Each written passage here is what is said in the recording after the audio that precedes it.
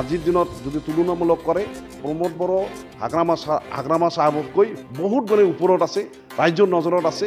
এইখিনি আজিৰ দিনত চিয়ৰ মানে কোনো পধ্যেই ৰাইজে এইবেলি আৰু হাগ্ৰামাক কোনো নানে। ইয়াত প্ৰমোদ বড়োই আগন্তুক দিনত চিফ হ'ব আৰু তেখেতে নিশ্চয় ৰাইজক সমভাৱে উন্নয়ন কৰি আগুৱাই লৈ যাব। তো আপনি প্রোগ্রাম 7 নম্বর প্রোগ্রাম সমষ্টির আশাবাদী প্রার্থী, তো আপনি বিভিন্ন ধরনের মেল মিটিং করে আছে, তো আপনি রাইজের সহযোগ কেনেকৈ পাইছে আৰু কি আছে আপনাৰ প্ৰোগ্ৰাম সমষ্টিটো বিজেপি কবৰ পৰা উদ্ধাৰ কৰিব পাৰিবনে? এইবেলি 100% চিয়ৰ ফকিৰাগ্ৰাম বিজেপিৰ কবলৰ পৰা উদ্ধাৰ হ'ব।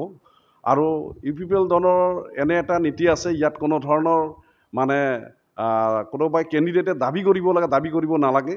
দলে নিশ্চয় উপযুক্ত মানুহক টিকেট দিব, এইটো চিয়ৰ। ইয়াত মানে মই মতিউৰ ৰহমান মোক টিকেট দিব লাগে, অমুকক টিকেট দিব লাগে, এইটো নহয়। মই আজিলৈকে টিকেটৰ কথা কোৱাই নাই। চিফ ছাৰে যিজনেই মানে উপযুক্ত তেওঁক নিশ্চয় টিকেট দিব, এইটো আমি জানো। আৰু তেওঁৰ হৈ আমি সকলোৱে কাম কৰিম। ফকিৰাগ্ৰাম এনিহাও আমি উদ্ধাৰ কৰিম। আৰু কি মাইনৰিটি লিডাৰ আগতে ABM চুক আছিল, এতিয়া UPPL ৰাজনৈতিক দলত জইন কৰিছে। আপুনি প্ৰগ্ৰামত পাছ কৰে গোটেই BTRত আপুনি বিভিন্ন নিৰ্বাচনী সভা বা এনে এৱাৰনেছ প্ৰগ্ৰামত আপুনি অংশগ্ৰহণ কৰি আছে। আপুনি কি ভাবে যে এবাৰ নিৰ্বাচনী ৰাইজে কাক মানে প্ৰমোদ ভাল পাব না হাগ্ৰামা? ইয়াত স্পষ্ট কথা। আগততো প্ৰমোদ বড়ো আপচুৰ লিডাৰ আছিল, এটা কমিউনিটিক তেখেতে মানে নেতৃত্ব দিছিল। তাৰপিছত তেখেতে সকলো জাতি জনগোষ্ঠীক নেতৃত্ব দিয়াৰ কাৰণে আগুৱাই আহিছে। এনে ক্ষেত্ৰত ৰাইজে প্ৰথম অৱস্থাত সকলোৱে সাথ দিছিল। তাৰপিছত বিভিন্ন ধৰণৰ উচতনিমূলক মন্তব্য দি বা বিভিন্ন ধৰণৰ প্ৰতি অভিযোগ দিয়াৰ কাৰণে হয়তো যোৱাবেলি এবছলিউট যিটো মেজৰিটি সেইটো পোৱা নাছিল। এবছলিউট মেজৰিটি নোপোৱাৰ পিছতো হয়তো মিলিজুলি চৰকাৰ বনাৰ পিছতো তেখেতে এনে এজন লিডাৰ মানে সকলো জাতি জনগোষ্ঠীক মানে আঁকোৱাই লৈ সকলোকে সমানভাৱে নজৰত চাই আজি BTR অঞ্চলত এই যোৱা 5টা বছৰ তেখেতে চৰকাৰখন পৰিচালনা কৰিলে। আজিৰ এই পৰিচালনা কৰাত সমূহ ৰাইজে আজি সন্তুষ্টি লাভ কৰি সকলোৱে এটা বস্তু আজি আয়ত্ব কৰিছে যে ভৱিষ্যত আমাৰ এই BTR অঞ্চল যে আজি যি শান্তি পাইছোঁ আৰু এই শান্তিটো যাতে অব্যাহত থাকে তাৰ কাৰণে প্ৰমোদ বড়ো ছাৰৰ প্ৰয়োজন আছে।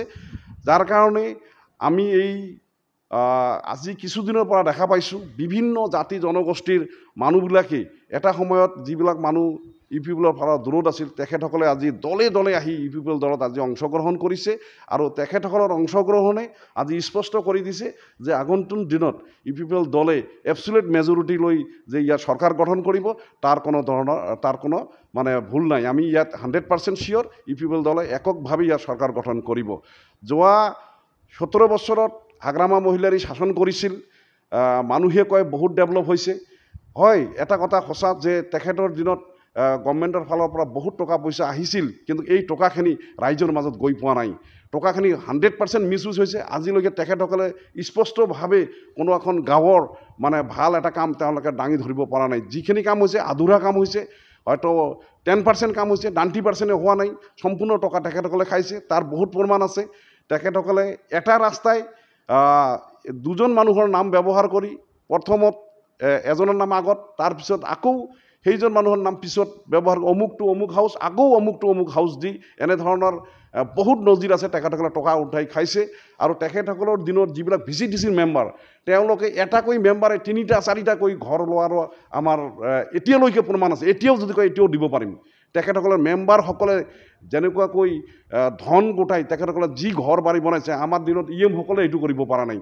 তেখেতসকলৰ মেম্বাৰসকলে যিটো মানে নিজৰ সম্পত্তি কৰিছে, গতিকে তেখেতসকলে নিশ্চিতভাৱে ৰাইজৰ ধন লুটি পুটি খাইছে। এই কথা আজিৰ দিনত ৰাইজে সবেই জানে। গতিকে আজিৰ দিনত যদি তুলনামূলক কৰে প্ৰমোদ বড়ো হাগ্ৰামা চাহাবতকৈ বহুত গুণে ওপৰত আছে, ৰাইজৰ নজৰত আছে। এইখিনি আজিৰ দিনত চিয়ৰ মানে কোনো পধ্যেই ৰাইজে এইবেলি আৰু হাগ্ৰামাক কোনো নানে। ইয়াত প্ৰমোদ বড়োই আগন্তুক দিনত চিফ হ'ব আৰু তেখেতে নিশ্চয় ৰাইজক সমভাৱে উন্নয়ন কৰি আগুৱাই লৈ যাব। BPF সেন্টাৰ সংখ্যালঘু সেন্টাৰ প্ৰেসিডেন্টে অভিযোগ আনিছে যে BTR বৰ্তমান আৰু UPPL প্ৰধান বিগ জিৰো জিৰো নে হিৰো এইটো যোৱা 5টা বছৰত BTAD ৰাইজে চাইছে যে যিজন ব্যক্তিৰ আজি শাসনকালত এজন মানুহৰো বা ক্ষতি বা অনিষ্ট হোৱা নাই, আজি যিজন মানুহে বিভিন্ন জাতি জনগোষ্ঠীক সকলোকে সমভাৱে যিমানখিনি উন্নয়ন কৰিব পাৰে সমানভাৱে উন্নয়নটো কৰিছে, তাৰ উপৰিও সকলোকে এটা মানে সুৰক্ষা দিব যে পাৰিছে, তাৰ কাৰণে আজি BTAD ৰাইজে সকলোৱে আজি আনন্দিত।